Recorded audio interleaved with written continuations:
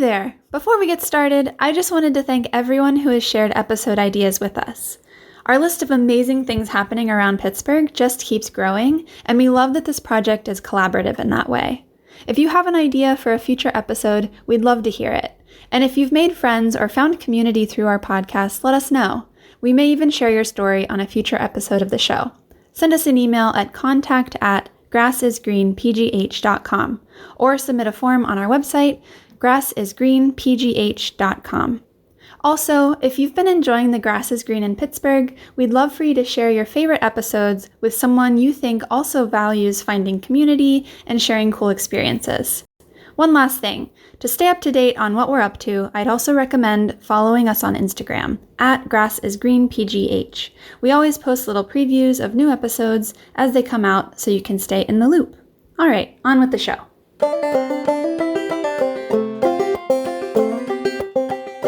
Welcome to another episode of The Grass is Green in Pittsburgh, a podcast about events, organizations, opportunities, and spaces that make Pittsburgh such a wonderful place to find, build, and strengthen community. I'm your host, Julianna Warner.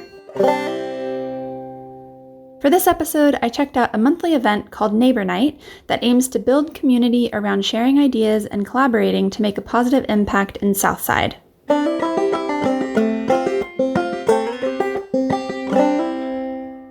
Neighbor Night is an event held by Southside Community Action Network, or SouthSideCAN. It's a free event where Southside residents can enjoy a free meal from a local restaurant, meet neighbors and local business owners, and collaborate to tackle challenges and make a difference in the community. According to their website, their goal is to identify what the Southside community cares deeply about and to empower and support the community to create positive change in achieving these aspirations. The night I went, they were celebrating their 1-year anniversary since their very first Neighbor Night. There were about 150 people in attendance, including Mayor Ed Gainey. Despite not being a Southside resident, I really enjoyed the event and felt really inspired. I spoke with Rosemarie Berman and Dawn Berman, the founders of SouthSideCAN, about how Neighbor Night came to be, what to expect at the event, and why the event matters to them and to the community. So SouthSideCAN stands for Southside Community Action Network, right? And what we really are is like a platform for people to do the things that they're doing. I mean, when we first started out, we were looking for some funding and people said, well, what are your objectives? And we said, we don't know yet, right? Because we don't set the agenda. People come in, people raise their hand, they bring up things that are important, and that's what the subject matter is. And we've had safety and anti-violence is a big one.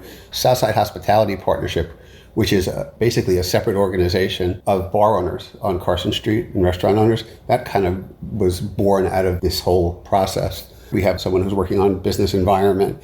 We have trash and litter people. There's a big group that does that. And all of these topics have come up over again. People meet in Neighbor Night and they work on it independently. And we try and help them. And if they ask for guidance, we'll hook them up with some other people. But it's really a platform for creating positive change. You know what's been funny is a funny story about in the beginning when we started doing Neighbor Night, and we had a couple of the groups, the trash group being one of them. The following month, people came back and someone said, nothing's happened to us last month. I'm like, well, yeah, because the trash group has to do it. So somebody has to run it. And so someone had this person run it, and she has been unbelievably successful with what she's done. And so this is someone who was like waiting for something to happen, and she realized that she could make things happen. Right. And she's been incredible. Yeah, people had to get it. Yeah, it was like, it took a while. I remember that really well. It was like, well, we made about this last month. What happened since then? And I said, I don't know. What did you do? Yeah. I said, I have my own group I'm working with. I said, and that getting people to understand that, and it's not agenda driven. It's not hierarchical at all. I mean, we have 4 people on our executive committee. We call it operations team.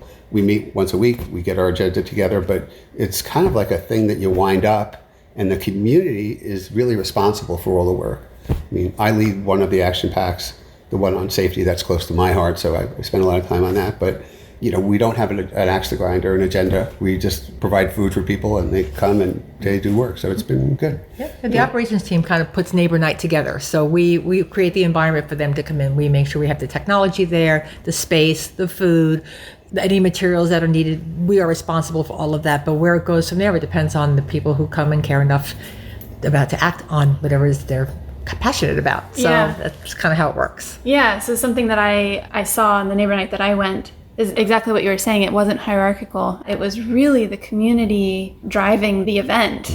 In the breakout sessions, the people in the groups were taking turns talking. It wasn't one person leading it even. It was very like inviting. Table, yeah.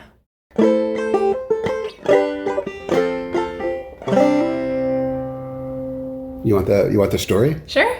So I think it was in the summer of 2022. There was a couple of shootings on Carson Street, and everybody was all up in arms. And there's a lot of energy about it. People were upset, and the energy seemed to be something that could be beneficial. And then kind of faded away. Nothing really happened. So we were talking to a friend of ours, and said, venting our frustration about how nothing happened from all this stuff. And she basically said, "Well, why don't you lead it?" So here we are. And basically, we recruited I think 25 people from the neighborhood, business leaders, community leaders, all kinds of different people to go through this training. So they did the training over the course of 3 months. And then on April 2023, we had our first neighbor night. One of the folks in one of the meetings we were at had talked about something called asset-based community development, which at the time was called ABCD. And at the time, all we knew was how to spell it. So what we did is we went out, looked for some resources on the internet, got some training materials, contacted someone who turned out to be like the godfather of asset-based community development. He gave us some guidance. We've had somebody come in. Asset-based community development is really about finding out what the assets of the community are and energizing people to use those assets to fix problems, as opposed to like a needs-based scenario where people are waiting around for the city or someone else to do something. This is much more action-based and asset-based, but assets being people, not so much money. Assets could be like, a park, or that somebody might have a landscaping business. It could be really anything. So we had our first neighbor night in April of 2023. We sent out one email because we were kind of terrified, and we had like 100 people the first time show up. And there's been a lot of ongoing work. Every month we meet, people show up every month, and people commit to groups and doing things. And what's nice is that for every neighbor night, we still have about, I'd say easily 20% of people are brand new people. They've never been there before. So the word's getting around, and people are wanting to come, and they come back, and they're bringing friends. And it's been really great just to see the number of new faces as well as the old faces coming back. Just going back to the origin of this whole thing. So, in the beginning, if there's a violence and stuff going on, there was this pattern of behavior where the community would point their finger at the bars, and the bars would point their finger at the police, and the police would who knows what. That was a thing that has been just the major, as far as safety in particular, the major transformative process that's happened is that everyone is rowing in the same direction. Yeah. And it's really, you think about it, it's almost hard to believe that it wasn't that way before, because people want the same things. They want a safe environment. They want a clean environment. They want a thriving business district. These are all things that all communities want, but it was obscured because people weren't communicating with each other. They weren't getting into these groups and energizing each other. It's been something. Yeah, it's been great. It was so inspiring to me. And I want every neighborhood to have something like this. And maybe some do. I haven't really heard much about that. But I just think that the format and getting people all on the same page and working towards betterment of the community, it's just so inspiring. We're kind of all a bunch of frustrated marketers. So, we do newsletter, and we're constantly promoting the things that have been accomplished. But I think it's really important to understand that that's not what we've accomplished. Right. We've just created the platform. It's the people who live here who pick up the mantle and come to neighbor night, and they meet outside of neighbor night, and they, whether they're going out and doing cleanups or, going to other meetings or working with other folks, those are the people who really accomplish the things in this community. It's not us. We just provide the platform and the methodology, and people provide the inspiration, the perspiration, the assets, and the stick-to-itiveness to make things happen.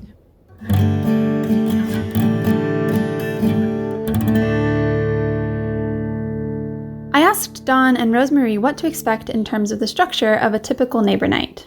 So basically, it is a standard methodology, right? So what happens is we come in, we have, there's free food. People come in, they grab some food, they grab a place to sit down, and then Cassandra Dixon, she does the welcome. And the welcome is really, a lot of times we do a lot of promotion about the things that have accomplished, because, the platform runs on energy, your energy and our energy and everybody else's, and there's nothing that breeds energy like success and accomplishments and makes people feel good. So we've taken a more active role in making people aware of what successes these groups are achieving, the action packs. Yeah. And probably makes people feel like, I have a concern, and if I say something might actually get done about Exactly. it. And again, we're not taking credit for it, but we want people to know about it because that's what drives success, is what drives more people to come. So we're pretty big on doing that. So she'll maybe talk about some successes, but really it's more about what we're here for, what we're trying to do, what asset-based community development is, what assets are, and the rules. If you want to be negative or complain, that's fine. Go do it somewhere else. Yeah. We don't do that here. So she does a fabulous job of that. And then the next section is what we call the check-in. Normally what we do is we ask people to just talk to the person, talk to someone they don't know, and tell them something that's really good and positive in their lives. And we'll not pick on people, but ask people to volunteer afterwards. Okay, what did you learn about someone you didn't know before? And it's really interesting things. So it's trying to get people to mingle and just try to go outside their comfort zone a little bit. Kumbaya. Yeah, a little kumbaya. Yeah. So, After the welcome, people from the community can raise concerns in front of the entire group. Everyone chooses which topic interested or concerned them the most, and each topic becomes a breakout session. The breakout groups are like big brainstorming sessions. These last about 45 minutes, then everyone comes back together and shares what was discussed. Safety comes up all the time. Unhoused. The unhoused comes up all the time. Trash and litter comes up every time. It's a big group that does that. Issues about empty storefronts is a big issue. People are concerned about that. Right. We had somebody coming up, they're working on the 2 parks, on the Armstrong parks. So they're going through the whole iteration of what the plan should be. So they're asking for feedback about that. So that's been one of the groups. Yeah. Media coverage has come up in the past, which is kind of the changing the narrative stuff. What else has come up? Well, those are the main ones. Yeah. So it doesn't have to be an action pack leader who brings up No. anyone in the community. Exactly. And people do. One of my favorite parts of the evening was the marketplace section, which is where anyone can raise their hand for the mic and either share an offer to the community, a request, or a declaration. I actually participated in this part of the evening by sharing that I'm doing a podcast on events and spaces in Pittsburgh that foster community, and that I was really inspired by what the group is doing in Southside. The mic was passed around for about a half hour. So basically, it's a forum where people can make a request, an offer, or a declaration. And the request can be, hey, I need a ride to the doctor's office and I don't have a car. Can somebody help me? An offer could be, hey, I have a car. I can take somebody out to the doctor one day a week. Does anybody need a ride? Or I have extra tickets for a Pirates game that I can't. Or plants or seeds. Or plants, or anything like that. Anything, yeah. A declaration is, I think SCAN is wonderful, so I just really want to say thank you. So it's been pretty good. One guy offered last 2 weeks ago, he offered swimming lessons, which I thought was kind of neat. Everybody has these assets, and the assets are, they are you. You are the assets. It's not just the parks, and it's not just living in a historical district. It's the people who live here. Without having something like this, you wouldn't even know what people can bring to the table. And also, even with the meet and mingle at the very end, I remember one of our friends actually, she lives on a street that's a dead end.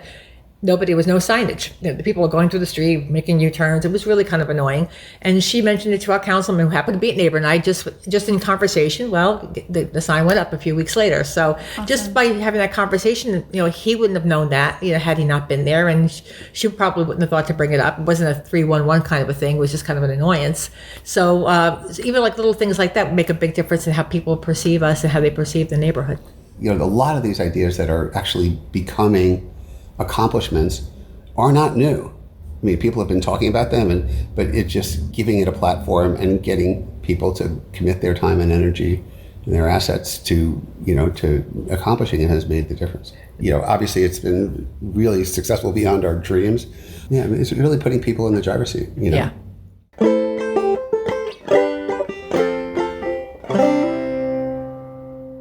Neighbor Night happens the third Tuesday of every month at Southside Market House. You can learn more about Neighbor Night and SouthSideCAN on their website, southsidecan.org. We'll also put a link to their social media in the show notes. If you're interested in attending Neighbor Night, they recommend pre-registering online so they can get an accurate head count for the catering. You can find a link to register on their website.